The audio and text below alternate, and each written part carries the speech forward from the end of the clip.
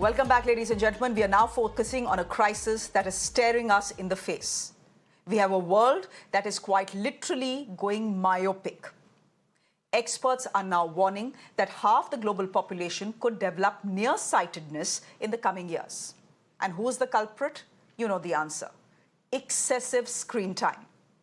From smartphones to laptops, we are spending hours glued to the screens, blinking less, straining more, and damaging our eyesight in ways we perhaps don't even realize. Children, ladies and gentlemen, are the worst affected, with myopia cases rising sharply, and the problem isn't stopping at teenage years. It's worsening well into the 20s and 30s. Doctors are also linking eye strain to kidney, liver, and heart issues. Doctors say the solution is simple. Follow the 20-20-20 rule. After every 20 minutes of screen time, take a 20-second break and then focus on something 20 feet away. But here's the real question. Are we willing to listen? The stakes are high because we are raising a generation that is literally too short-sighted to see the problem. Is our digital lifestyle leading to a blurred future? And who takes responsibility? Schools, workplaces, parents, or tech companies? A quick chat with my guests. Dr. Mickey Dhamejani is an ophthalmologist. He's joining us on the broadcast. Dr. Mickey, thank you very much for being with us. Nirali Bhatia is a cyber psychologist. She's joining us on the broadcast as well. Dr. Mickey, thank you very much. Can I ask you just how bad the crisis is? Are we really staring at a world where half of us will be short-sighted? That actually is very true. It is very bad because unfortunately, right from blackboards have become digital screens to, the amount of penetration of digital screens is so much that everybody in the history of mankind has never used near vision so much. So this is something which we haven't adapted to, we haven't been designed to. What happens is, if a person has a tendency to get myopia and you start using your vision for near too much, then the eyeball, if it's going to elongate, say by 10%, the chances just keep on increasing exponentially. So the more longer your eyeball becomes because of the near activities, the more your number starts picking up. So that's what's happening. We are using intermediate activities and near activities much more than we've ever used. In fact, the treatment for this also a part is to go outdoors and just look at a far distance. That actually is one of the treatments for children. So you're saying that the situation is as bad as it looks. Dr. Mickey, what also is in the report is that, short-sighted is not just a problem of the eye. It can lead to other problems as well. What is the link here? Yes, what happens is, in terms of when we talk about the eye point of view, what happens is you've changed the anatomy, you've elongated the eyeball, you have led to your retina becoming more thinner. So imagine a retina which is in such a big eye versus in such a big eye. It's going to be thin at that part. So the older you get, there is a chance of retinal detachment and complications happening in the future, higher powers. That is something which happens multiple years from the onset. And yes, beyond this, it's a broad spectrum. See, the eyeballs are the pathway for light to enter. Because of the blue light and everything coming in from screens, it's also going to lead to physiological changes in your brain, changes in the circadian rhythm. That is where the stress factors start changing. So what's happening is, when you talk about blue light glasses, they are not designed to actually protect your eyes. On a more larger picture, they actually take care of your brain and circadian rhythm. Because if you look at those blue lights in the night and go to sleep, you are not going to get your sleep properly because the brain thinks it's the daytime.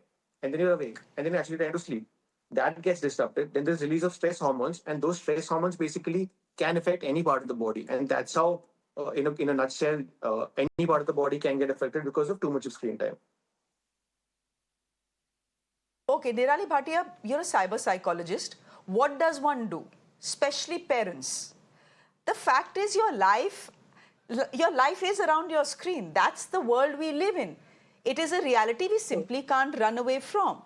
Now, the good doctor here is saying ki bahar jao, look at some green, look in the long distance, etc., and that should make things better.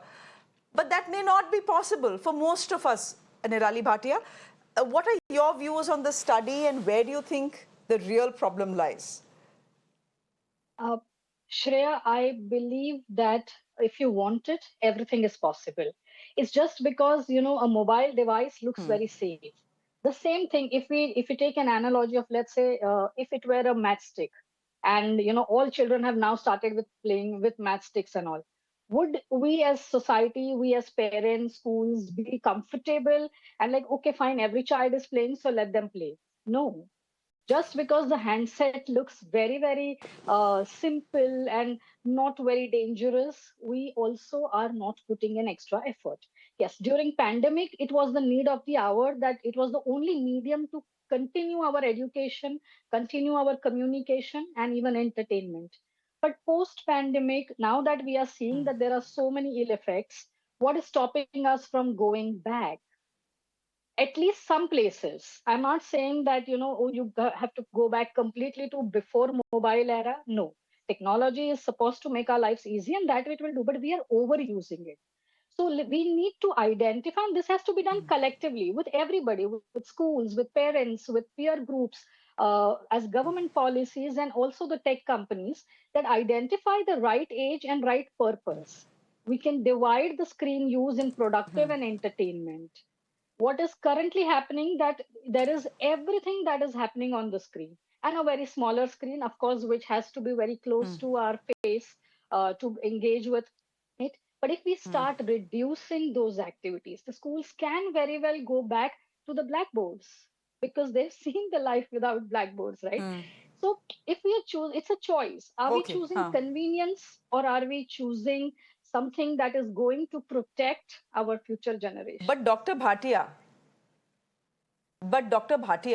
a child will do exactly what he or she sees her parents doing. The Absolutely. parents are stuck to the screen because chances are that, 90%, okay, 60% are actually working on it. How do you tell a parent not to be stuck to his computer or his phone when there is work to be done, money to be earned? So I'm glad you brought this up, because that is another form of pandemic, that because now we are having the work from home environment, we have also, made those lines absolutely invisible of working hours. Parents, we have been, as parents, we have been working for all our lives, all generations of parents have worked. But we have to divide that line. Like I said, that divide your screen time into entertainment and into work. You need to spend Okay. quality time with children understand that you're working, and communicate that. Yes, of course, they will learn more from observation. Then you sit and preach them that, okay, but if as a parent, if I am all the time on the phone, even when it is my child's time, that's what the child is going to understand, that, well, it's the mobile which is more attractive and not me as a child. Okay, Dr. Mickey, there are countries like France, there are countries like Sweden that are actually recommending guidelines on no screen time for children under 3 or children under 4. Is that something that India needs to do if we don't want our kids to end up short-sighted? Because there's a good chance that most of us will. Yes, absolutely, it's something. But unfortunately, how I see it, this is one problem that we're talking about. India being a developing country, there are so many more conditions which we can talk about, that in order for it to come in the mainstream, there are other problems that we as a nation tackle. So this may get done, and also I think it's about awareness. It's about taking decisions in life from awareness. Once something like this is made aware to a parent, who unfortunately, I'm going to say something very controversial here now. Is what I observed and see is there are children in the restaurants sitting using their mobile phones where the parents are having their time. I mean, that is where it becomes an easy solution to fix, because of the sounds that's created, because of whatever stimulus the child is receiving, the colorful stimulus on YouTube or whatever. That's where I think it starts, and that's a habit which is formed. And then how do you break that? And then, yeah, I mean, as you said rightly, what's happening in France is correct. It should come in here. It should come in all over the world, actually. But yeah, we have, unfortunately, larger and other problems to tackle as well. So I'm So, not sure how soon do we see that. okay, so the solution is not just to limit a child's screen time, but also for adults to limit their screen time, because digital stress is for us as well, right? If 50% of the world is going to be short-sighted, adults, chances are more adults are going to be short-sighted than kids. But Dr. Mickey, if I just look at the solution, all right, avoid screen time or limit screen time is one solution, but are you telling me that wearing, any sort of glasses doesn't help at all? Especially the blue light glasses that The are blue light sold glass. because we are told that, it helps protect our eyes. So there is no conclusive evidence for that. That the blue light actually protects your eyes. The larger picture here is the blue light just limits the amount of blue light if you go to see that comes from screens is not too much. I mean, there's more blue light coming from the sun. But what happens is the timing when you use these devices, that is where the problem is. If you are using these devices before going to sleep, which usually people do, then your brain thinks it's again the daytime because blue light is a part of the day spectrum of light, and then it's more Yeah. stimulated. So it's more of a circadian rhythm brain kind of a thing rather than just protecting your eyes. I mean, it's a mixture of a lot of things, but yeah, just to say a blue light protects your eyes, by saying that you actually land up wearing blue light glasses and use more of your screens. So that's where I think the problem is. That Okay, Dr. Mickey, then could you tell our viewers very quickly what they should do? So, screen time, I mean, screen exposure is something we can't avoid. None of us can avoid. of course, we have to look at things And very it can be practically. limited for children. It may or may not be limited for children. What do you do practically, Dr. Mickey? What do you do?